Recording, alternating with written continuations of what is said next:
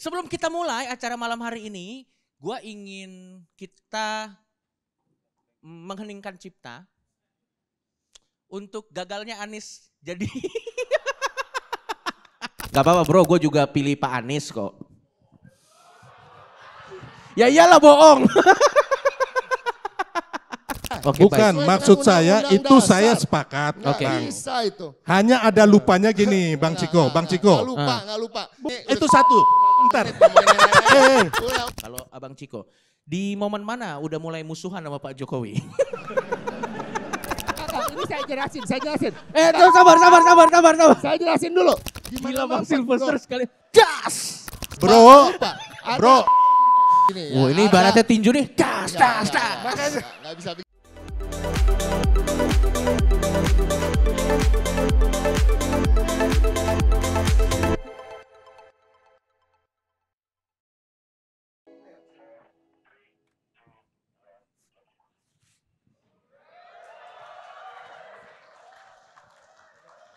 Selamat malam teman-teman panggung rakyat. Tepuk tangan dulu buat kita semua pada malam hari ini dong.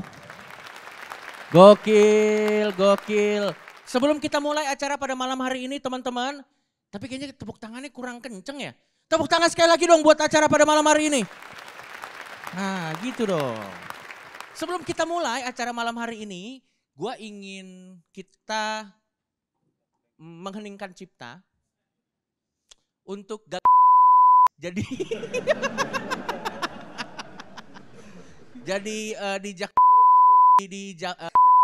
dan juga di kan cipta aja ya, nggak apa-apa kan, out of respect. Boleh dong, setuju ya?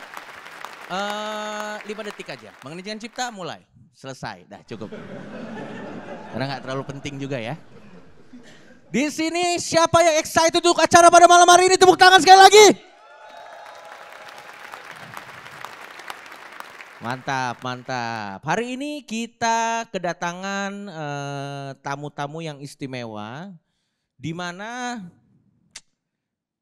sebenarnya ada kabar baik dan ada kabar buruk sih teman-teman. Untuk acara kita pada malam hari ini. Kalian mau kabar baiknya atau kabar buruknya dulu? Kabar buruk dulu?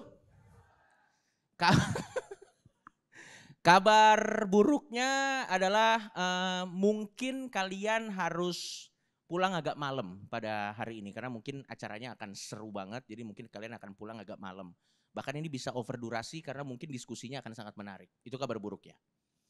Dan itu kabar buruk pertama, dan kabar buruk kedua adalah salah satu narasumber kita yaitu Bang Ali Ngabalin itu berhalangan hadir. Sorry, kenapa tertawa kalian itu maknanya banyak sekali itu. Jadi kabarnya sih katanya beliau berhalangan hadir takut gitu. Katanya seperti itu, tapi saya tidak tahu betul atau tidak. Tapi bukan komisi namanya kalau kita tidak memutar otak untuk menghadirkan pengganti tapi tidak kalah keren dari Bang Ali Ngabalin. Gua kasih kesempatan buat kalian. Kira-kira siapa penggantinya? Ada yang bisa tebak? Pak Anies gimana? Beliau masih sedih bro. Susah dia nolak-nolak acara-acara, masih sedih dia. Enggak, bukan Pak Anies. Siapa? Ada yang bisa tebak? Siapa? Bukan. 2 kali lagi. Siapa? Sorry, siapa? Maaf. Bahlil. Beliau lagi sibuk ngurus Golkar, mohon maaf. Siapa? Satu kesempatan lagi ya. Siapa?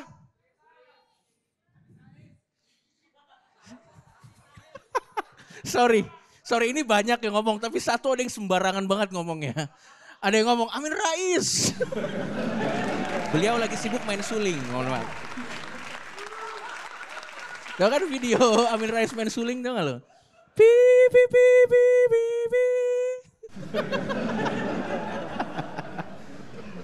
Narasumber kita Rocky Gerung. Tretan Muslim tidak nyambung dong. Tidak nyambung. Rocky Gerung salah. Marcel Marcel lagi stres karena wali kotanya mengundurkan diri. Salah. Siapa coba sekali lagi deh. Ade Armando. Aduh. Najwa Shihab, waduh udah mulai susah. Komisi budgetnya nggak sanggup kalau Najwa Shihab. Kita langsung aja. Jadi bintang tamu kita ini bahkan lebih Jokowi daripada Bang Ali Ngabalin. Jadi dia nih saking Jokowinya satu tingkat di atas dia ya Jokowi sendiri. Karena beliau ini saking Jokowinya beliau. Dia circle satunya Pak Jokowi. Hah, siapa tadi? Gue ngomong ngarang banget. Abu Janda, enggak dong. Permadi. Dia mah bukan circle satunya Pak Jokowi. Dia ini adalah circle satunya beliau dan dia juga bertanggung jawab juga atas kemenangannya Prabowo Gibran. Langsung saja kita panggil dulu penggantinya Bang Ali ya, baru nanti kita panggil yang satu lagi ya. Gue pengen kalian kasih tepuk tangan yang meriah untuk Abang Sylvester Matutina.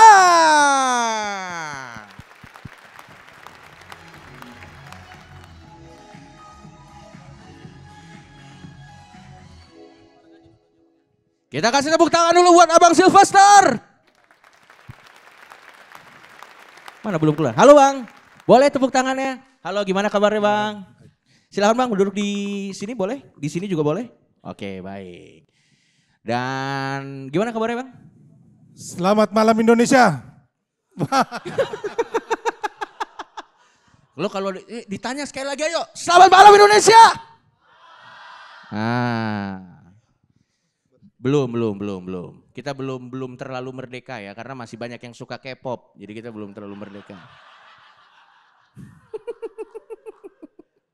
Dan langsung saja kita akan panggil bintang tamu kita ya satu lagi, biar kita langsung ngobrol aja ya. Ini adalah salah satu juru bicaranya dari PDIP, seperti yang ada di poster kalau beliau berani datang. Ini dia, Abang Ciko Haki.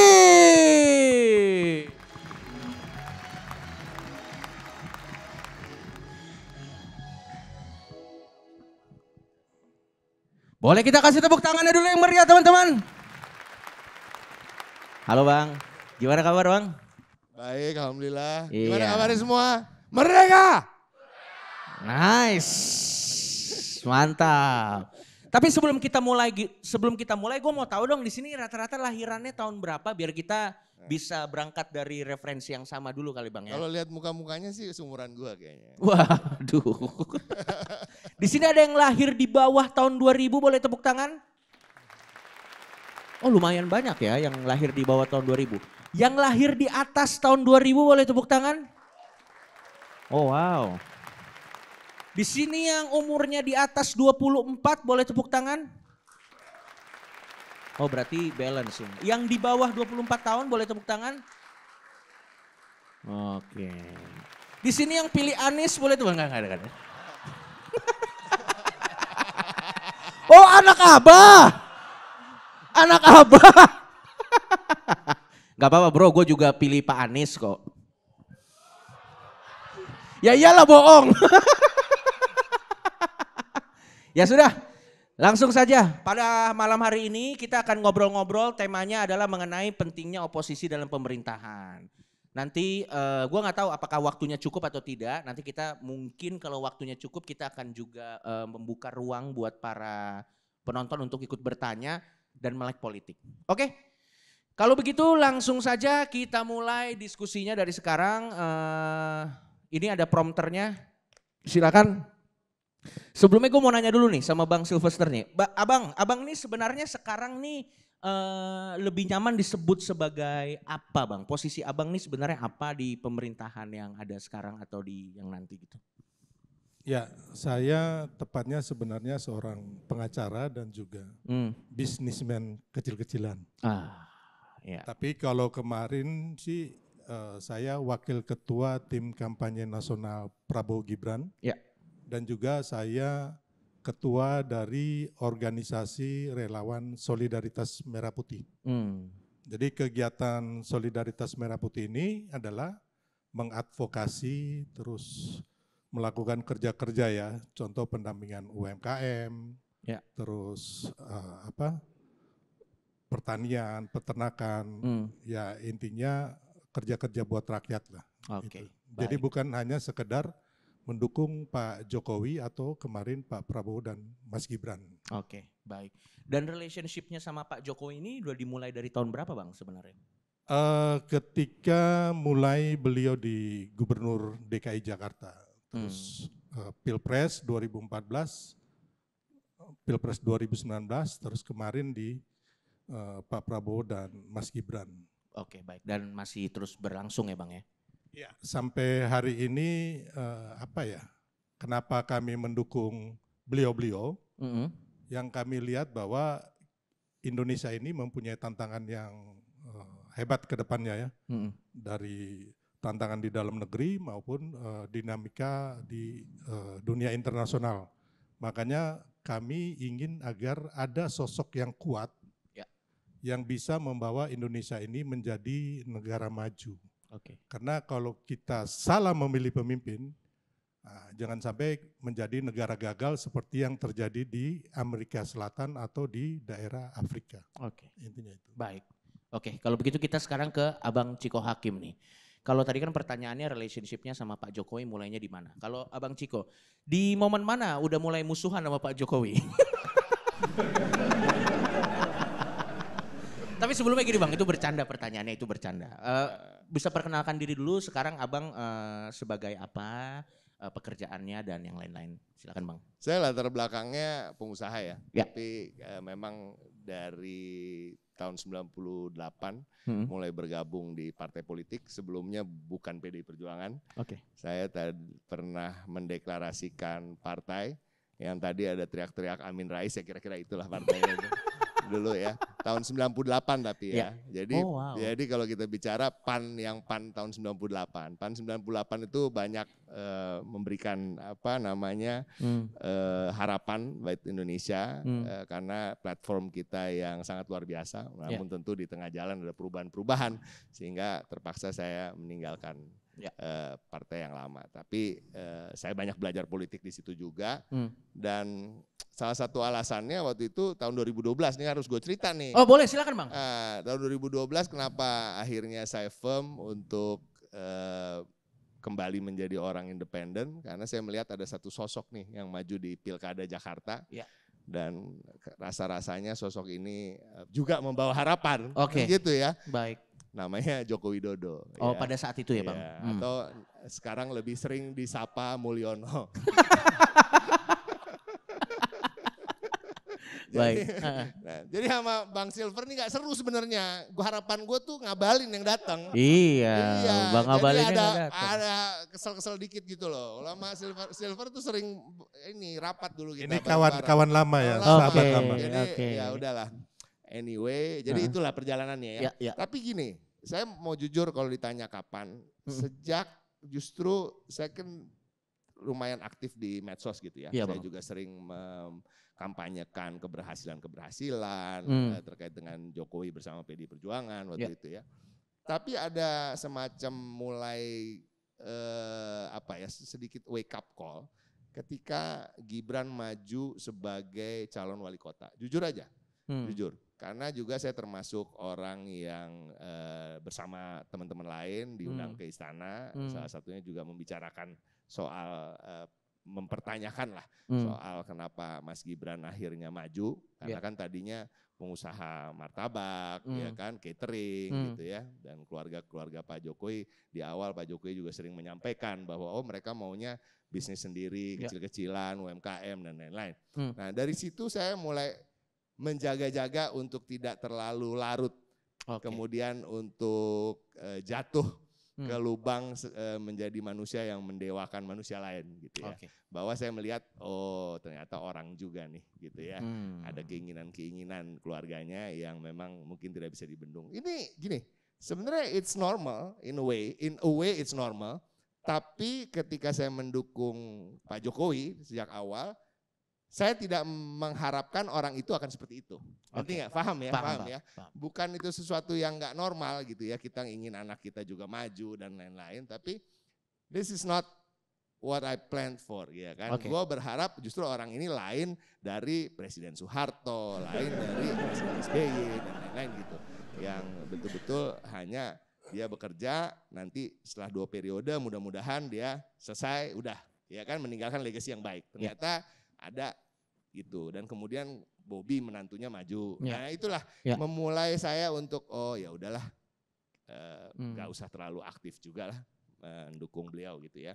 Lalu kemudian akhirnya saya bergabung di PD Perjuangan. Pas kampanyenya Pak Ganjar diminta untuk sebagai salah satu juru bicara dari Pak Ganjar, dan lanjut sekarang jadi juru bicaranya PD Perjuangan. Gitu. Baik. Nah ini menarik nih, kita mungkin akan berangkat dari poin yang sama. Kita ke Abang Sylvester. Pada saat Abang Ciko Hakim tuh merasa seperti itu, pada saat Gibran, titik awalnya pada saat Gibran jadi wali kota ya Bang. Betul, ya? Kenapa lu tidak merasakan hal yang Bang Ciko rasakan gitu? Perbedaan point of view apa yang berbeda dengan Bang Ciko? Saat Bang Ciko merasa seperti itu, lu tuh melihatnya seperti apa Bang? Gitu. Ya, jadi mungkin saya garis bawahi dulu bahwa itu kan dari Bang Ciko kita apresiasi ya. Tapi di satu sisi juga waktu itu saya mendukung Mas Gibran waktu pencalonan di Solo. Karena kita melihat bahwa ada anak-anak muda yang ingin membangun bangsa atau daerahnya. Dan secara perundang-undangan, secara norma-norma hukum itu tidak menyalahi aturan. Siapapun anak bangsa di Republik ini berhak dipilih dan memilih. Sepanjang tidak melakukan membegal secara politik ataupun secara perundang-undangan. Tapi kita lihat bahwa akhirnya rakyat Solo secara mayoritas itu memilih Mas Gibran menjadi seorang wali kota. Dan saya juga bolak-balik Solo, saya lihat perkembangan kota Solo ya, itu bahkan melebihi ekspektasi kita seperti waktu Pak Jokowi memerintah di Solo. Solo lebih nyaman, lebih bagus dengan berbagai macam terobosan yang dilakukan oleh Mas Gibran. Ya. Dan ketika Mas Gibran dicalonkan jadi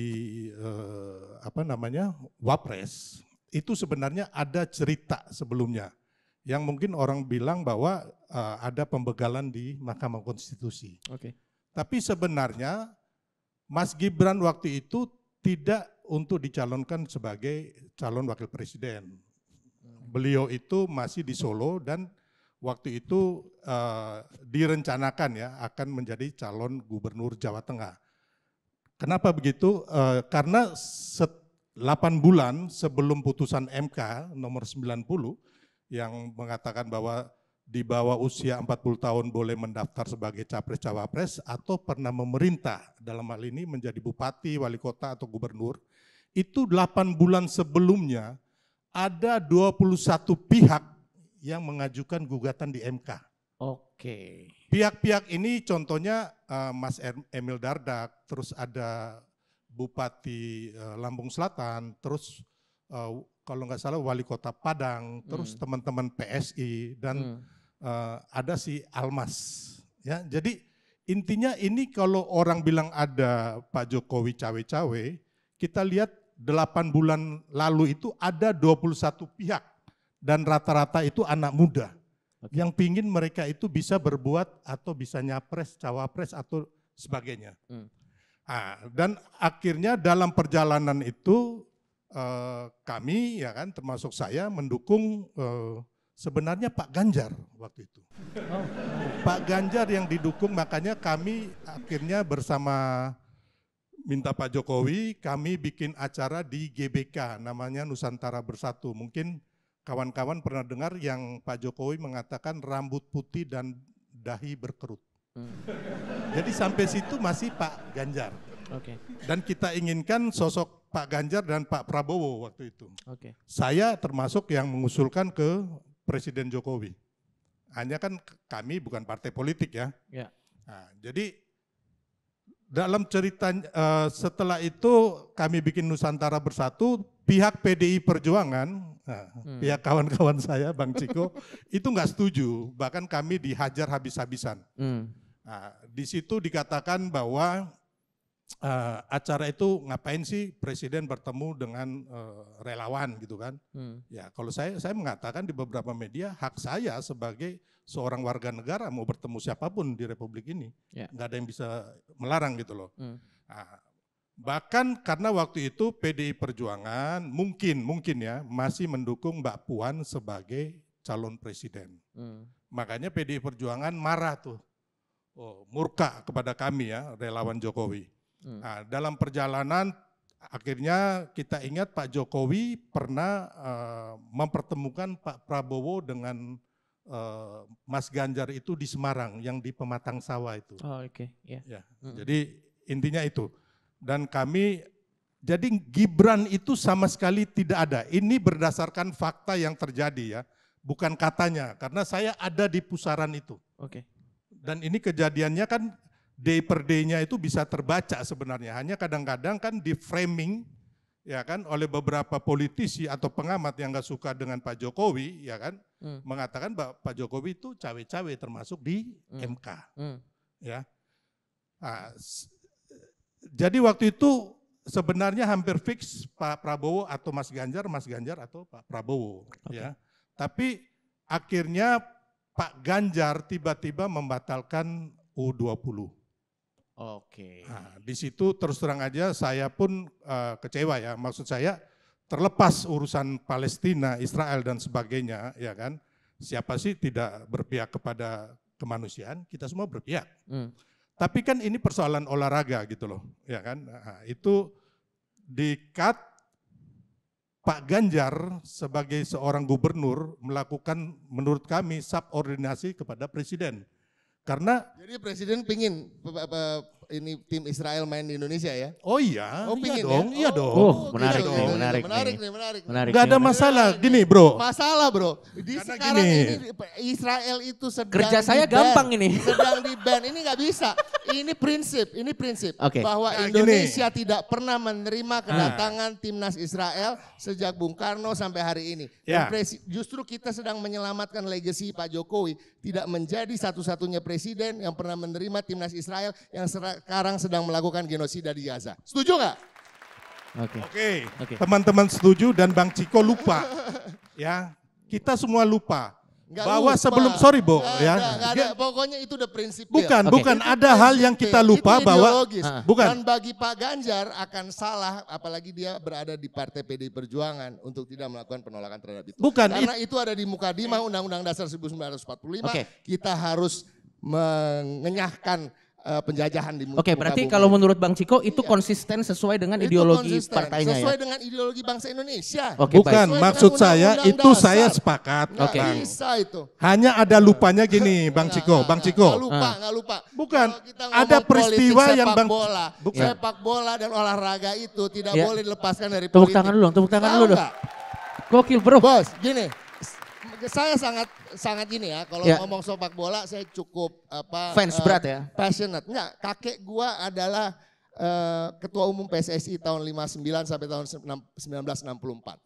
Dan juga turut menolak kehadiran timnas Israel atas perintah Presiden Soekarno. Ya satu. Dan di dalam statuta PSSI sebelum menjadi statutanya harus sama dengan FIFA, itu dikatakan bahwa PSSI dan sepak bola adalah alat perjuangan bangsa. Itu salah satunya. Artinya apa? Artinya undang-undang dasar kita harus ada dalam setiap napas dalam gerakan kita walaupun itu terkait dengan olahraga. Dan ini terjadi di seluruh dunia kok. Apakah Rusia kemudian boleh bermain di Olimpiade kemarin? Kan enggak. Ya kan? Jadi jangan bicara harus pisahkan olahraga dan sepak bola. Giliran kita lihat Olimpiade jelas. Ada negara-negara yang nggak boleh main kok di situ. Karena ada perang di Ukraina, ya kan ada hal-hal lain di banyak pertandingan-pertandingan dunia seperti tenis, ya kan di ban juga. Gitu. Jadi ini terjadi di mana-mana. Jadi bukan hal yang tidak salah dan bahaya untuk mengatakan tadi menjawab bahwa Presiden ingin kehadiran timnas Israel hari-hari ini mengatakan itu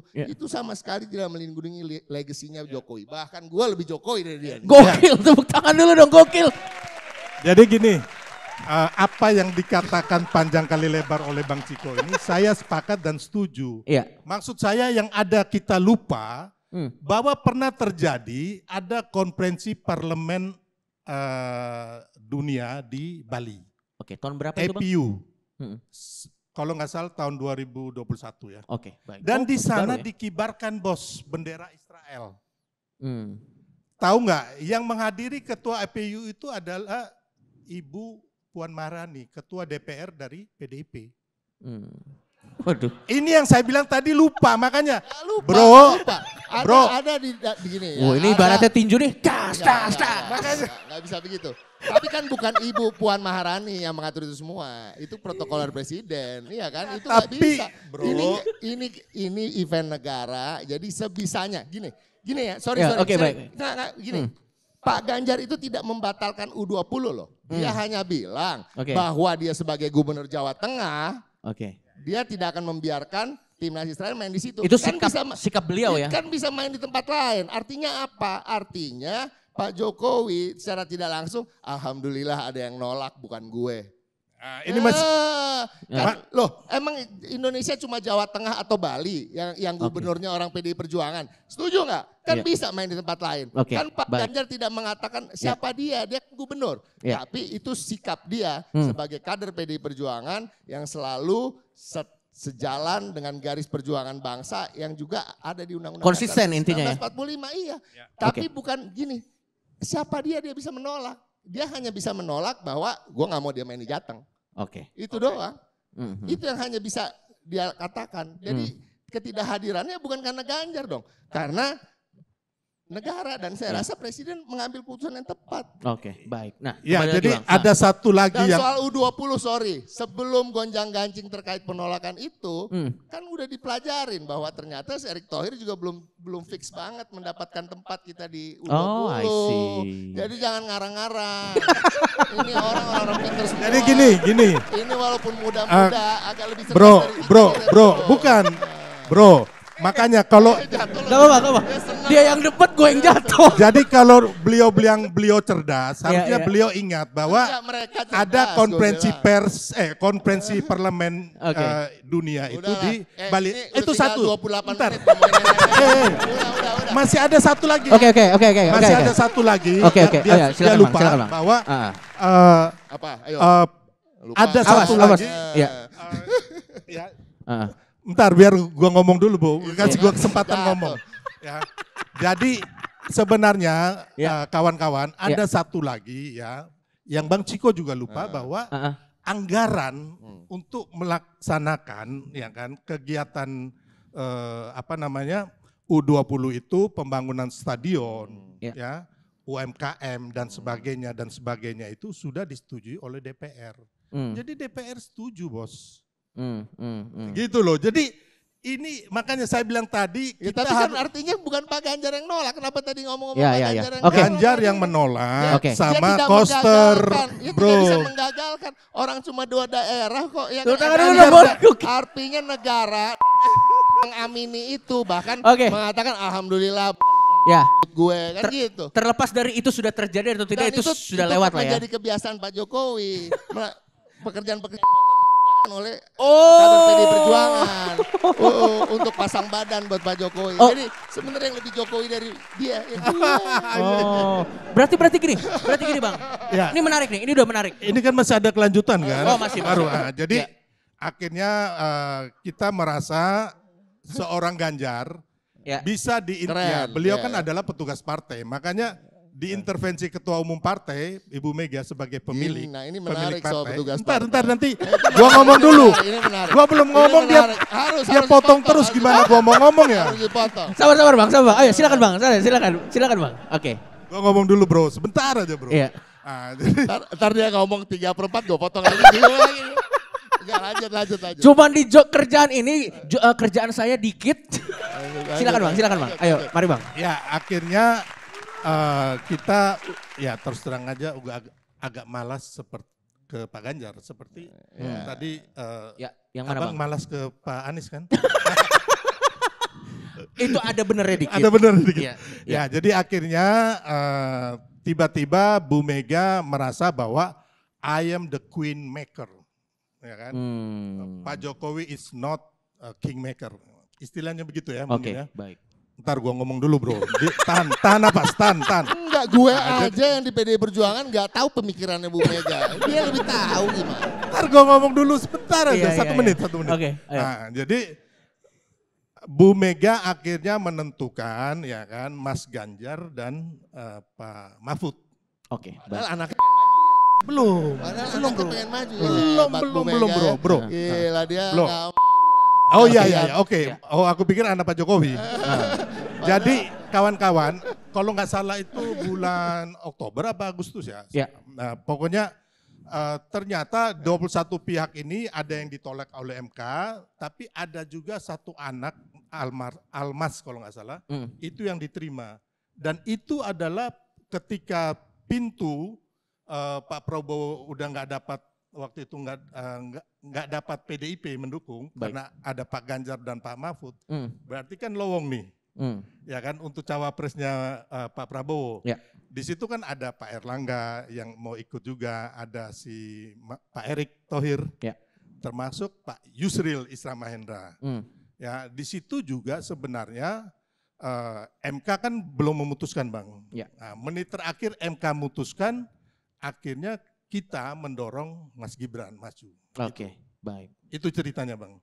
Jadi bukan serta-merta dari awal disetting supaya diintervensi ini Mahkamah Konstitusi. Gitu loh. Oke. Nah kalau gitu kita pindah dulu ke Bang Ciko sendiri nih. Jadi Pilpres sudah. Udah cukup gue ngomong deh. Kayaknya Bang Ciko tuh akan lebih ngomong kalau Bang Sylvester yang ngomong ya kayaknya ya.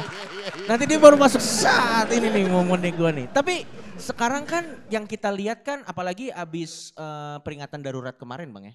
Itu tanggal berapa ya? Sekitar 22 ya. Tanggal 22 peringatan darurat kemarin. Ada banyak sekali mahasiswa yang turun ke jalan dan di sosial media bahkan itu menjadi trending sampai berhari-hari dan tindak lanjutnya turun ke jalan dan yang lain-lain. Kalau Bang Ciko sendiri melihat fenomena ini sebagai apa Bang Ciko? Fenomena kemuakan terhadap apa yang mereka lihat sudah melewati batas ya. Gini, power tends to corrupt ya kan? Of course. Kan artinya memang kekuasaan itu kenapa juga harus ada batasnya. Harus ada undang-undang yang membatasi ya kan. Ya. 1 periode, 2 periode, entah 3 ya. Bu Mega berapa periode bro? Nah, tapi kayaknya seumur hidup itu, ya. Itu internal partai, ini internal partai. Sorry. Enggak, ini saya jelasin. Sabar. Saya jelasin dulu. Enggak, ini penting. Oke, silakan Bang. Ini penting untuk dijelasin karena itu selalu serangan orang-orang yang enggak paham tentang membedakan partai dan negara. Silakan Bang. Internal partai bro. Kalau lo nggak suka, lo boleh nggak masuk PDI Perjuangan. Tapi kalau lo jadi warga negara Indonesia, lo harus jadi warga negara Indonesia. Nggak ada pilihan, lo keluar. Bener nggak?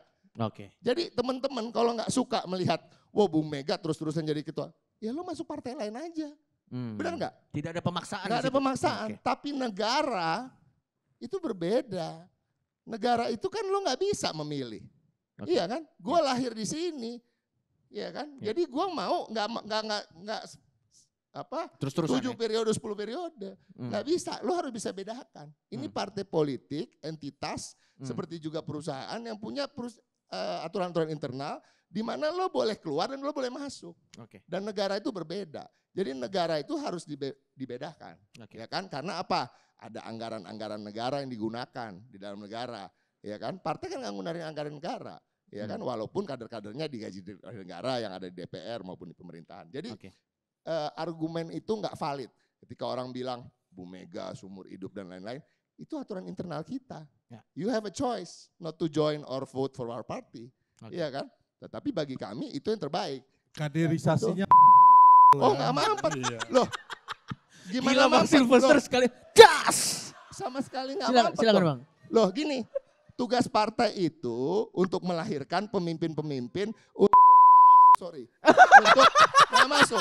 Lo belum nyampe, lo belajar dulu sama gua. Iya. Gimana Bang? Tugas partai itu untuk melahirkan pemimpin-pemimpin yang untuk ditugaskan oleh partai turun menjadi pejabat-pejabat kepala daerah, presiden. Bu Mega petugas partai bukan? Kita punya petugas partai.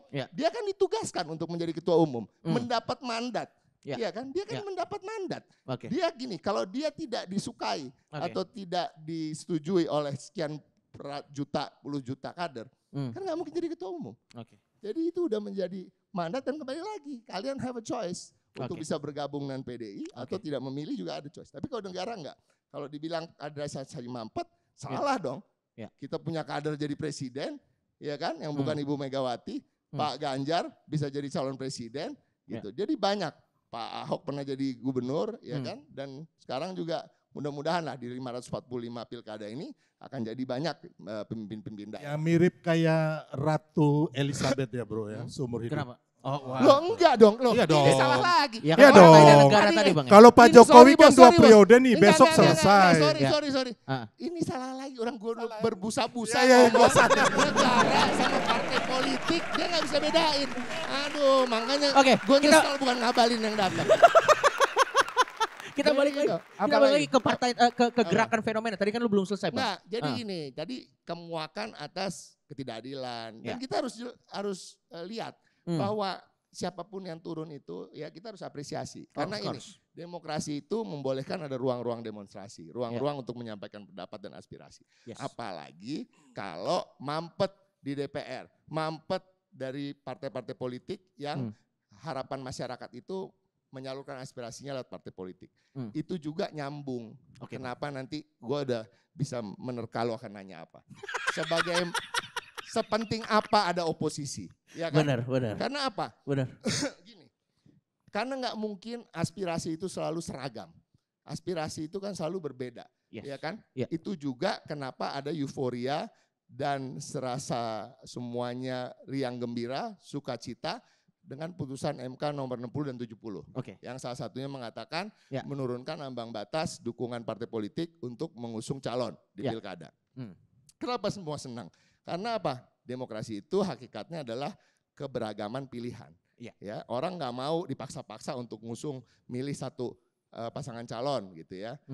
Apalagi kalau tidak alamiah. Dalam artian gini, banyak PDI Perjuangan juga di daerah-daerah melawan kota kosong, didukung oleh Gerindra juga, oleh Kim Plus. Tetapi di situ adalah orang-orang yang memang nggak ada yang berani lawan, nggak ada yang mau maju, nggak ada yang ini. Tapi jangan sampai di daerah-daerah yang sebenarnya banyak calon yang ingin maju dan diinginkan oleh masyarakat justru dihadang dengan memaksakan dukungan lewat satu koalisi besar. Ya, ini yang putusan itu menafikan itu, ya membatalkan hal-hal seperti itu. Dan kita lihat di seluruh Indonesia kan partai-partai politik itu termasuk Kim Plus akhirnya juga nggak solid.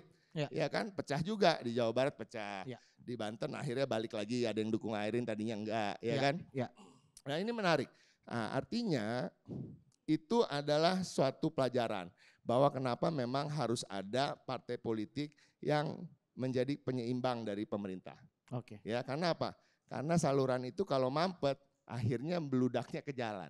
Nah, orang kan bilang, kan ada PDI Perjuangan, tapi PDI Perjuangan kan cuma 1 dibanding berapa? Ada 8 partai politik yang di parlemen. Ya kan, tidak mungkin bisa menang juga ketika membahas di badan legislasi misalnya. Kan satu-satunya yang menolak. Ya kan?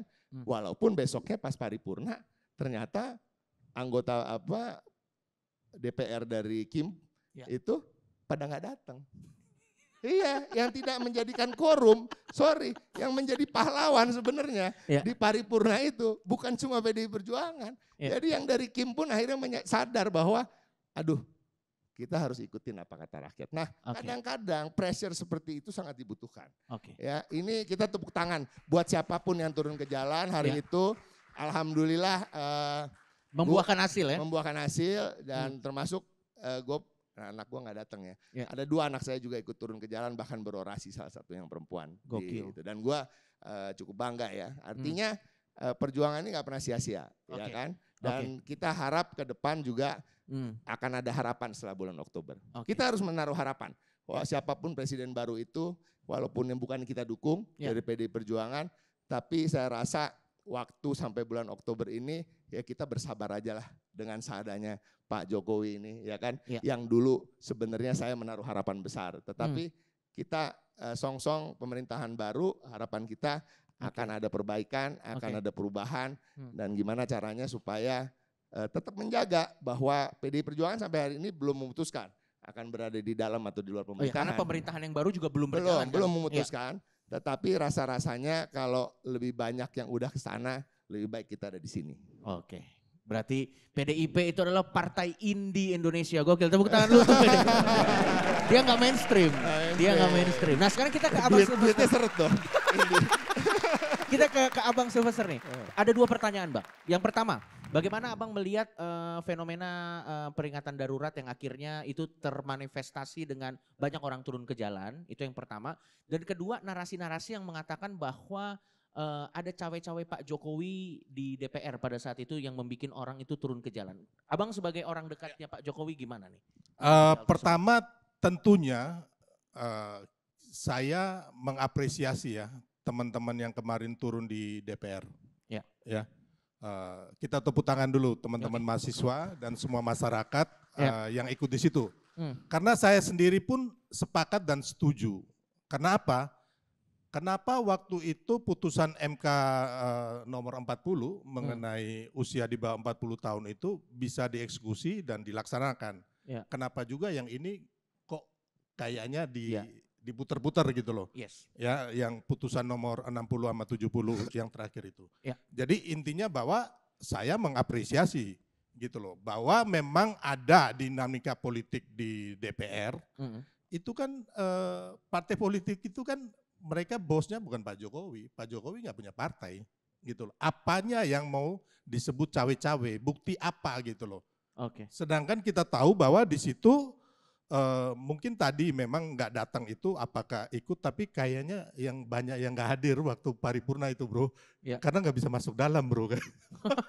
Iya kan, macet total terus mahasiswa semua di sekelilingnya. Kayaknya begitu.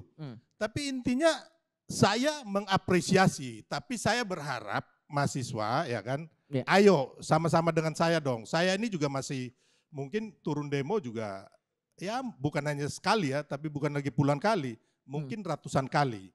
Ya, saya mengadvokasi tanah-tanah rakyat itu rempang dan sebagainya, termasuk kemarin penerimaan mahasiswa APOL dari daerah Indonesia Timur, saya turun langsung, Bang.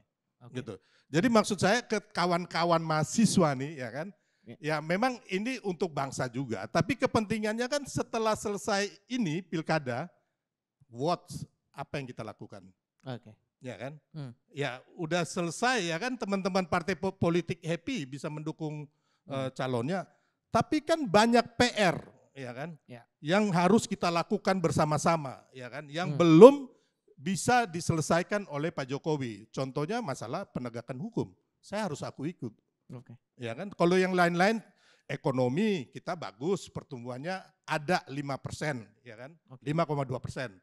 Terus kemiskinan akut itu berkurang. Terus kesempatan bekerja juga tinggi tahun ini dan tahun kemarin.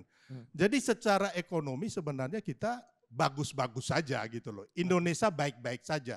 Tapi ada yang mungkin tadi teman-teman bilang demokrasi dan penegakan hukum. Saya harus fair, saya bukan penjilat Bapak Ibu.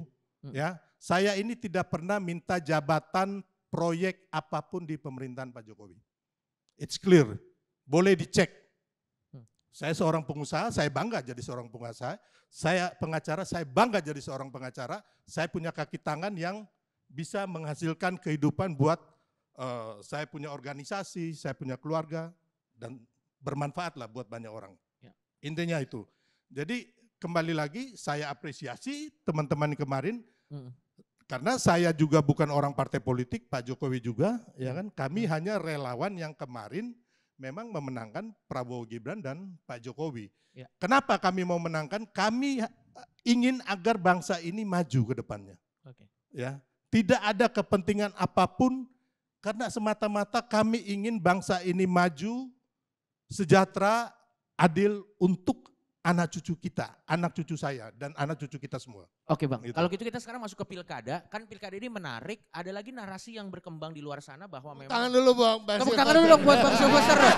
Boleh, benar juga tepuk tangan dulu. Ada sih lo. Benar. Enggak, kalau gue sih ngelihatnya mereka terkagum-kagum. Tapi gue Boleh. mau bilang dulu. Mungkin mereka nggak nyangka ya, dia, teman-teman makanya pikir gua kesel. saya ini Iya. dapat jabatan apa gitu kan. Kenapa emang? Kan Bang Ngabalin dia kan datang. Silver itu termasuk pendukung Pak Jokowi yang masih punya akal sehat. Ini saya akui. Masih ada nuraninya lah dikit-dikit ya kan. Jadi nggak agak kurang seru gua ini. Jadi gini, dia bukan termasuk orang yang memberikan advice untuk Pak Jokowi wawancara bohong-bohongan itu bukan dia. Bukan. Jadi nggak seru bos. Mestinya lo undang yang gitu-gitu. Biar bisa gue bantai. Tapi ini menarik nih. Pertanyaan selanjutnya. Kan ada narasi yang keluar di luar sana bahwa memang ada penjegalan. Kita ke Pilkada Jakarta Bang ya. Ada penjegalan-penjegalan yang upaya-upaya penjegalan yang dilakukan oleh bahkan Pak Jokowi supaya Anies tidak naik. Itu gimana Abang menanggapi itu? Gini, kita kalau ngomong opini atau framing ya kan, saya nggak mau. Tapi kita ada bukti yang valid atau bukti sejarah. Ya. Kita lihat kemarin Pak Anies dengan gampangnya menjadi seorang capres. Ya. Didukung oleh Pak Surya Paloh dan Pak Muhaimin serta PKS. Ya. Dia bisa bertanding gitu loh. Hanya ya kalah kan gitu loh. Ya kan? Jadi kalau Pak Jokowi mau cawe-cawe waktu capres dong. Kalau dia menang kan dia menguasai seluruh Indonesia bos. Gitu loh. Kalau hanya sekedar DKI kan berarti kan kewenangannya kan hanya daerah khusus ya, DKJ ya sekarang. DKJ Jakarta doang gitu loh. Nggak terlalu signifikan menurut saya kewenangannya. Makanya kalau Pak Jokowi mau, waktu pencapresan kemarin dijegal. Dan itu orang Nasdem ngomong begitu, Pak Yusuf Kala ngomong bahwa Pak Jokowi, Sudirman Said menjegal Pak Anies, termasuk Henry Satrio. Pokoknya tim Anies lah. Tapi kan nggak terbukti gitu loh. Pak Anies bisa nyapres bos, gitu loh. Jadi ini kan kembali lagi terbantahkan dengan itu, ya kan. Terus kalau yang kemarin, kalau menurut saya nih, ya kan, Bang Ciko dan teman-teman PDIP ngeprank Pak Anies. Oh ini karena itu kebetulan pertanyaan gua juga ke Bang Ciko, nanti mungkin silakan. Benar nggak bro? Ya saya tidak tahu, Bang Ciko harus jawab gimana. Pak Anies di PHP oleh PDIP, jadi tapi kan gini, kalau cawe-cawe itu kan Pak Jokowi kan nggak bisa dong mengintervensi PDIP. Bu Mega begitu hebat ya, begitu berprinsip orangnya, ya kan. Makanya saya juga Bu Mega nggak mencalonkan Anies. Saya tadi ngomong sama Bang Ciko, saya respect. Karena ideologi. Oke. Jadi ya kan.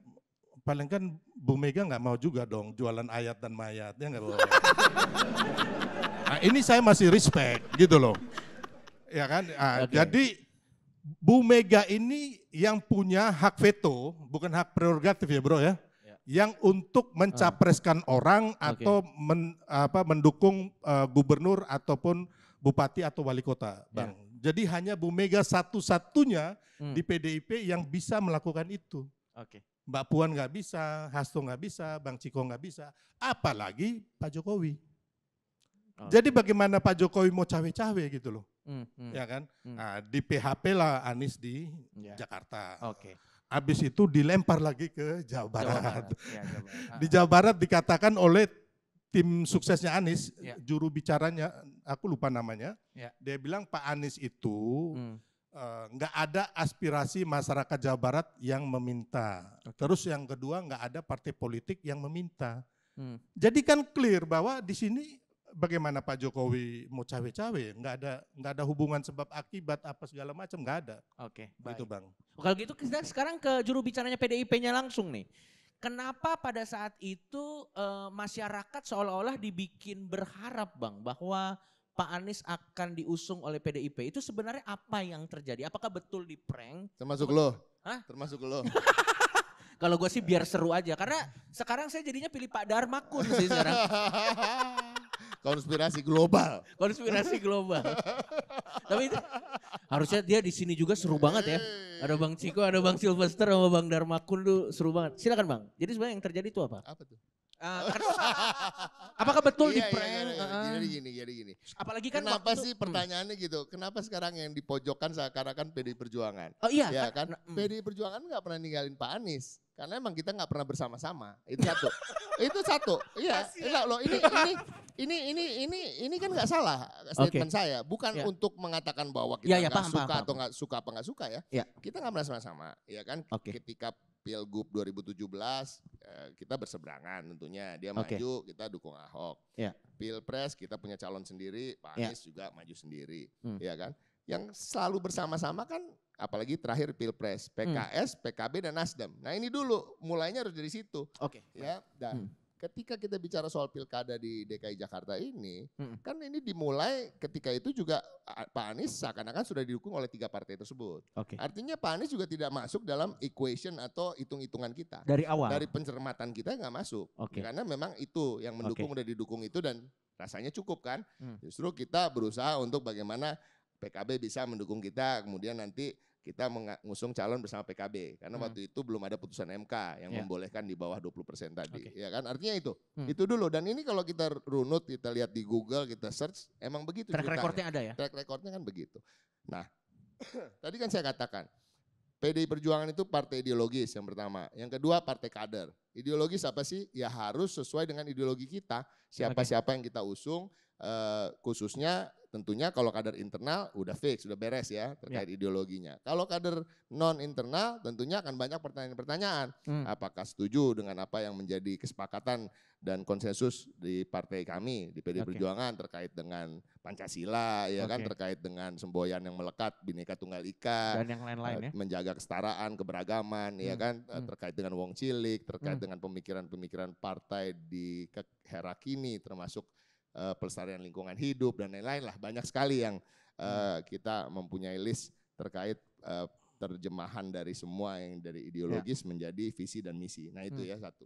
Yang kedua partai kader. Apa sih artinya partai kader? Partai kader itu partai yang selalu mempersiapkan kader-kadernya secara serius untuk menduduki jabatan-jabatan tentunya di pemerintahan. Partai politik kan itu tadi. Kita menggodok salah satunya selain policy atau kebijakan, tapi juga mempersiapkan kader untuk bisa membawa visi misi dari kebijakan-kebijakan yang udah kita formulasikan ke jalur pemerintahan. Artinya apa?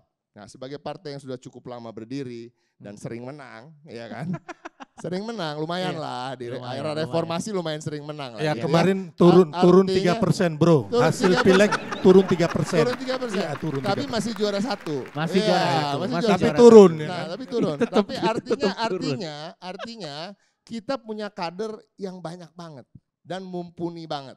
Gitu. Artinya apa? Kalau kita bicara soal Cagup Jakarta aja, sebelum nama Pak Anies ini muncul ya, masih berada dalam dukungan PKS, Nasdem, dan PKB, itu kita lagi mencoba mengerucutkan nama dari Mas Pram. Mas Pram disebut kok kalau kita mau melihat statement-statement Pak Hasto dari beberapa bulan lalu, itu ada nama Mas Pram juga sering disebut. Jadi bukan tiba-tiba gitu ya? Ada Mas Pram, ada Pak Ahok, ada Pak Jarot, ada Pak Pras, Ketua DPRD, ada Bang Rano Karno. Itu nama-nama yang sering disebut, bahkan Mas Hendi dan Bu Risma gitu ya. Tapi Bu Risma sama Mas Hendi kan sekarang maju di Jawa Tengah dan Jawa Timur. Kenapa Pak Ahok nggak dicalonkan bro?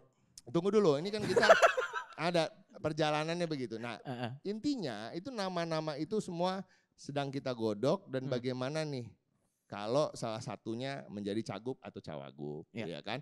Atau harapan kita sebenarnya sebagai partai kader tadi, apalagi Bu Mega selalu ingin mengedepankan kadernya, memprioritaskan kadernya. Kalau bisa dua-duanya kader, kan gitu. Bu Mega tuh emang selalu itu menjadi prioritasnya beliau. Gitu ya. Kadang-kadang teman-teman senior di DPP maupun kami juga fungsionaris yang lain itu mencari jalan nih gimana caranya bisa dua-duanya kader kan, dukungannya nanti cukup nggak dan lain-lain. Jadi variabel itu tidak hanya terkait elektabilitas. Tadi menjawab soal Ahok, ya kan? Karena kalau kita membaca survei, ya teman-teman, Survei itu sebenarnya kalau kita bayar lembaga survei untuk mensurvei ya.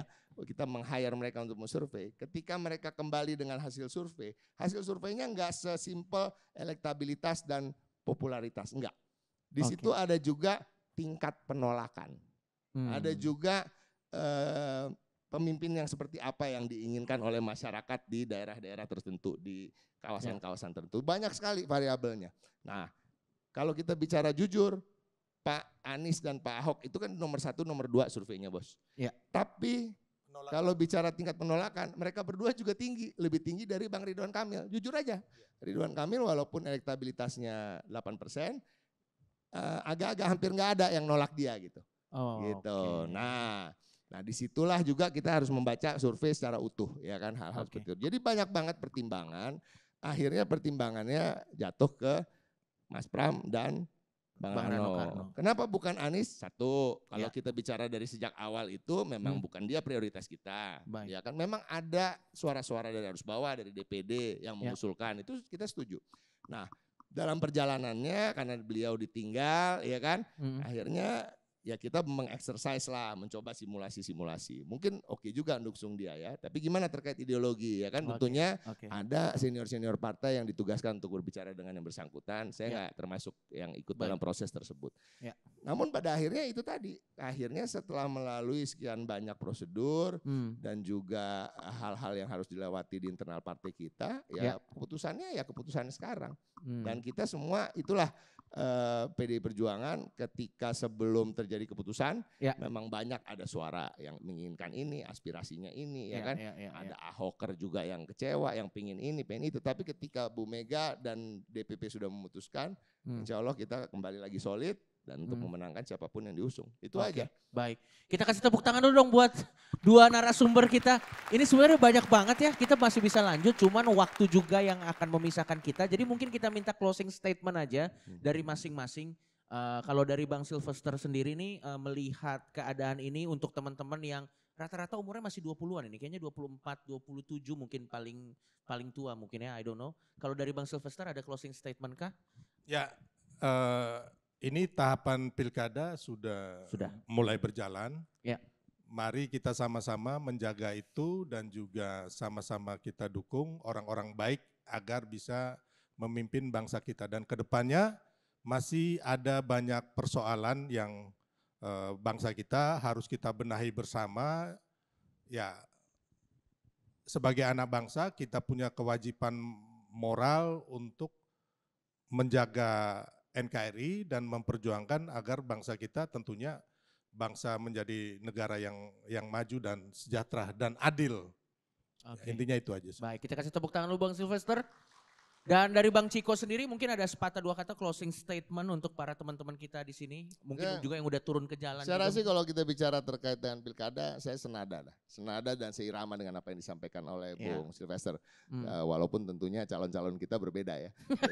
Jadi prinsipnya gini, prinsipnya melek politik itu penting banget ya, supaya nasib kita juga enggak begitu saja diombang-ambing, dikasih PHP ya kan, harapan-harapan palsu dan masyarakat harus terus melakukan apa yang saya lihat sekarang menjadi sangat positif ya. Kita lihat soal peringatan darurat itu kan seniman ketika konser juga memasang itu ya kan, di mana-mana itu menjadi tren dan ini juga bagus sebagai wake up call bagi kami politisi bahwa ketika pemilu itu bukanlah ajang memberikan cek kosong bahwa dalam 5 tahun kita boleh berbuat apa saja karena kita telah dipilih, tetapi di tengah-tengah itu kita akan selalu diingatkan bahkan bukan hanya dirobohkan pagernya, bisa juga dirobohkan kekuasaannya kalau sudah kelewat batas. Ya mudah-mudahan ini terus menjadi semangat dan kita songsong pemerintahan ke depan dan harapan kita semangatnya masih tetap sama seperti kemarin di DPR. Baik, kita kasih tepuk tangan dulu untuk kedua narasumber kita.